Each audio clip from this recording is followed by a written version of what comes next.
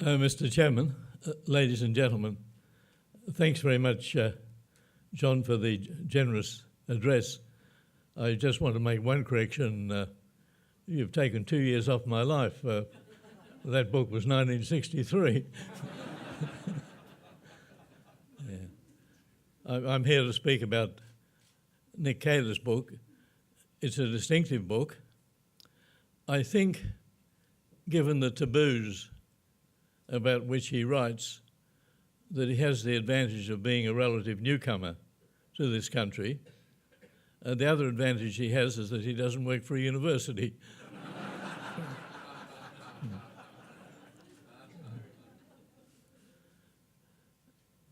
I remember in 1972 launching a book for Donald Horne the first time I met him. It was called The Australian People, and he was then in a prolific phase of writing.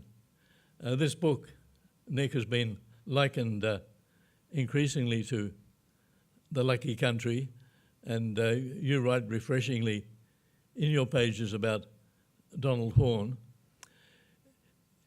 I should say a word about Donald Horne because The Lucky Country has become an important book, partly for the right reasons, partly for the wrong reason.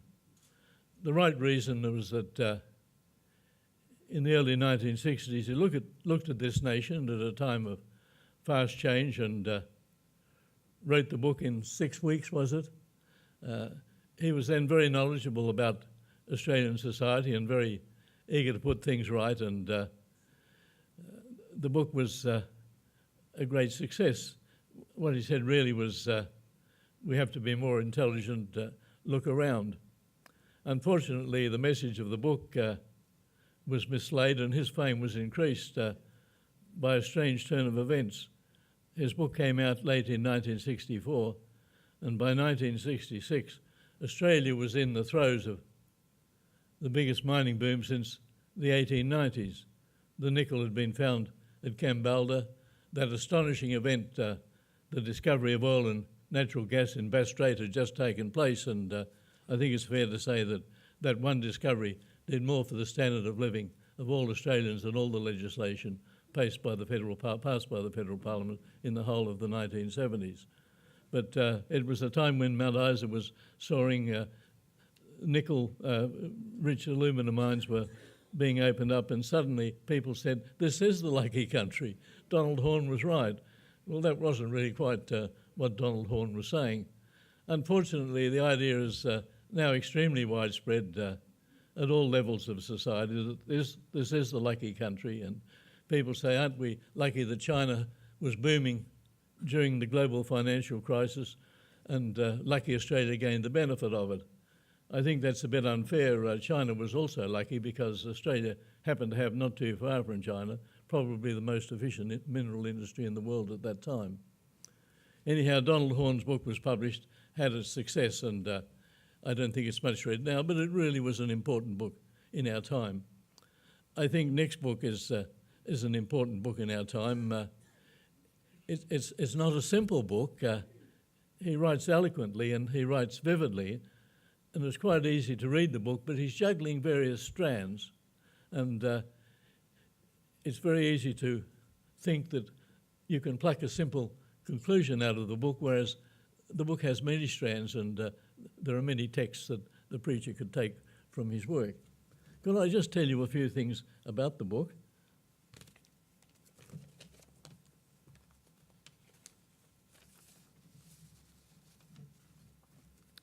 One of his main messages is this: increasingly prejudice is supported by moral conviction, the most dangerous form of prejudice there is. In other words, people with powerful ideas manage to wrap them up in moral conviction, and they're very difficult to dislodge. He goes on to say the presentation of ideas as dogma, absolute values that demand no empirical explanation, is a quick way of stopping debate. And too often in Australia, debate on important issues is simply stopped by the use of words such as racist or denier or other similar words.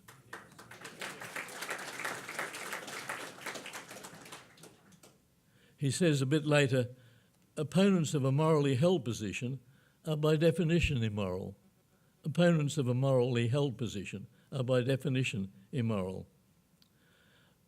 I think you would concede, Nick, that this moral attitude is also on the other side of politics, but not anywhere near as widespread or as influential as it is on a certain other side of politics.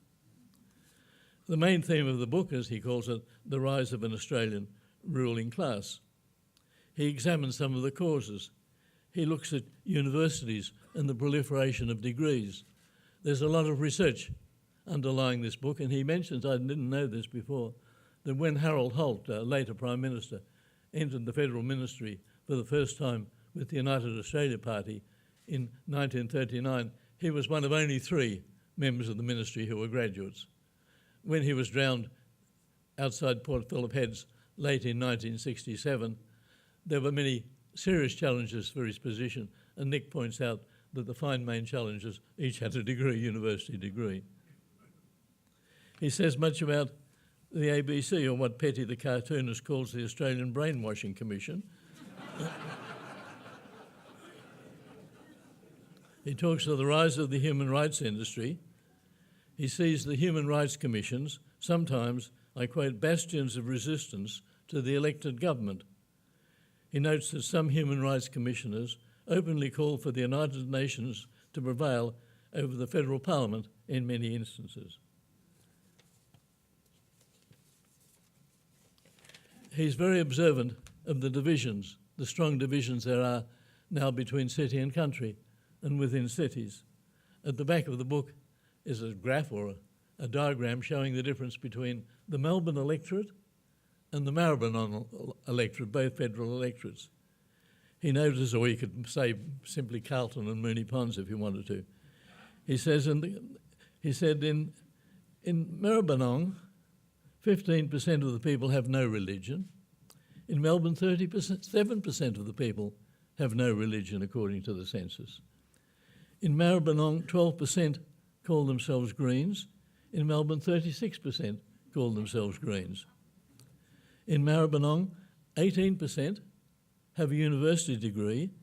In the Melbourne electorate, it's a massive 43%. The typical job of each suburb or each cluster of suburbs is also different.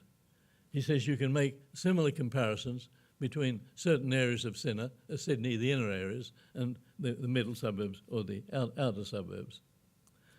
Now, an argument of the book is that the dominant groups in Melbourne tend to have a profound sense of moral superiority over the typical group in Maribyrnong or a wide variety of other places.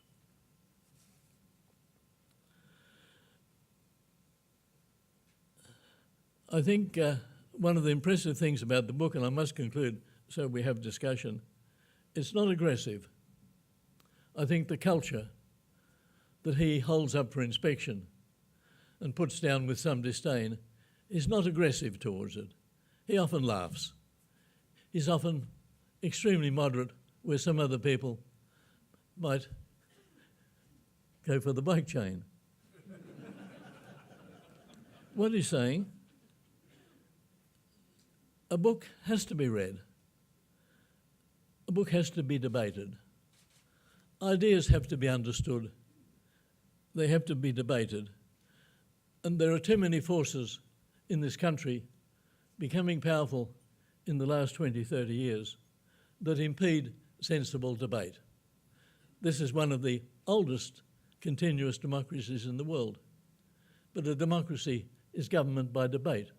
A democracy can't flourish if you have a sense of moral superiority that takes the place of debate. I commend the book. I do hope that large numbers of you read it and that large numbers of Australians will debate it.